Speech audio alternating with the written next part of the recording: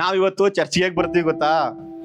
ಅತ್ತೆ ಮನೆಗೆ ಹೋಗೋ ಅಳಿಯ ತರ ನೋಡಿದೀರ? ಅತ್ತೆ ಮನೆಗೆ ಹೋಗೋ ಅಳಿಯ ಫುಲ್ಲು ಅವ್ ಮನೇಲಿ ಹೆಂಗೋ ಆಡ್ತಿರ್ತಾನೆ. ಅತ್ತೆ ಮನೆಗೆ ಹೋದ್ರೆ ಫುಲ್ ಅವ್ನಿಗೆ ಕಾಲರ್ ಗಿಲರ್ ಎಲ್ಲ ಮೇಲ್ ಬಂದ್ಬಿಟ್ಟಿರ್ತದೆ. ಫುಲ್ಲು ಅಫಿಷಿಯಲ್ ತರ ಆಡ್ತಿರ್ತಾನೆ.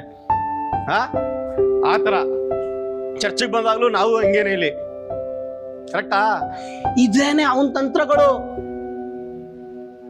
ಚರ್ಚಿಗೆ ಬಂದ್ಮೇಲೆ ಚರ್ಚಿಗೆ ಬರಗಂಟ ಒಂದ್ ತಂತ್ರ, ಚರ್ಚ್ ಒಳಗೆ ಬಂದು ಕುತ್ಕೊಂಡ್ಮೇಲೆ ಇನ್ನೊಂದ್ ತಂತ್ರ. ಆದ್ರೆ ಅದು ನಮ್ಗೆ ಗೊತ್ತಾಗ್ತಾ ಇಲ್ಲ. ನಾವ್ ಅನ್ಕೋತೀವಿ ನಾವೇನೋ ಯೋಚನೆ ಮಾಡ್ತಾ ಕೂತಿದೀವಿ ಅಂತ. ಅದಲ್ಲ, ಅವನ್ ತಂತ್ರ ಅದು, ಅವನ್ ಕುತಂತ್ರ ಅದು. ಅವನ್ ಕುತಂತ್ರಗಳನ್ನ ಏನು ತಿಳ್ಕೋಬೇಕು ನೋಡಿ.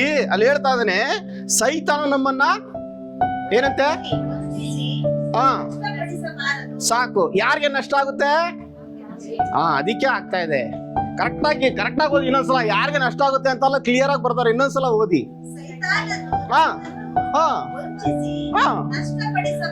ಯಾರಿಗೆ ನಷ್ಟ ಆಗುತ್ತೆ? ಅಯ್ಯಯ್ಯೋ, ಹಂಗಿದ್ಯಾ ಅಲ್ಲಿ? ಕರೆಕ್ಟಾಗಿ ಓದಿ ಇನ್ನೊಂದ್ಸಲ. ಅದೇನೇ ನಾವು ಮಾಡ್ಕೊಂಡಿರೋ ತಪ್ಪು. ಯಾರಿಗೆ ನಷ್ಟ ಆಗುತ್ತೆ? ಕರೆಕ್ಟಾಗಿ ನೋಡಿ. ನೀನೇ ಕರೆಕ್ಟಾಗಿ ನೋಡಲ್ಲ, ಅದೇ ಇರೋದಲ್ಲಿ ಅಂತಿದ್ದೀರಾ ಯಾರೋ ಕುತ್ಕೊಂಡು. ಕರೆಕ್ಟಾಗಿ ಇನ್ನೊಂದ್ಸಲ ಓದಿ. ಸೈತಾನನು ಅಲ್ಲಿ ನಮ್ಮನ್ನು ಅಂತ ಬರ್ತಿಲ್ವಾ? ನಮ್ಮನ್ನೇ ಅವನು ವಂಚಿಸೋದು. ನೀವೇನು ಮತ್ತೆ ಮತ್ತೆ ಅದೇ ಪ್ರಶ್ನೆ ಕೇಳ್ತಿದ್ದೀರಾ? ಅದೇ ತಾನೇ ಇಲ್ಲಿ. ಕರೆಕ್ಟಾಗಿ ನೋಡಿ. ನಮ್ಮನ್ನು ನಷ್ಟ ಆಗೋದು ಯಾರು ಗೊತ್ತಾ? ವಂಚನೆಗೆ ಯಾರು ಒಳಗಾಗ್ತಾರೆ ಅವ್ರಿಗೆ ನಷ್ಟ ಆಗೋದು. ಎಲ್ಲರಿಗೂ ನಷ್ಟ ಆಗಲ್ಲ. ವಾಕ್ಯನ ಅದಕ್ಕೆ ಕರೆಕ್ಟಾಗಿ ಓದ್ಬೇಕು. ನಷ್ಟ ಯಾರಿಗಾಗುತ್ತೆ?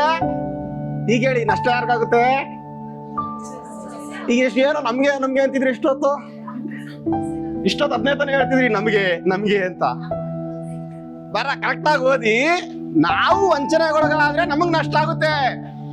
ನಾವು ಎಚ್ಚರವಾಗಿದ್ರೆ ನಷ್ಟ ಆಗಕ್ಕೆ ಅರ್ಥ ಆಗ್ತದೆ. ಈಗ ಅದಕ್ಕೆ ಬರೀತಾ ಇದ್ದಾನೆ, ಅವನ ಯೋಚನೆಗಳನ್ನ ನಾವು ಅರಿಯೋದವರಲ್ವಲ್ಲ, ಗೊತ್ತುತ್ತಾನೆ ನಮ್ಗೆ ಅಂತ. ನಮ್ಗೇನ್ ಗೊತ್ತಾ? ರಾತ್ರಿ ಬಾವಿಗೆ ಬೆಳಗ್ಗೆ ಹೋಗಿ ಮಕಾಡೆ ಬೀಳೋದು, ತಲೆ ಕೆಳಗೆ ಹಾಕೊಂಡು.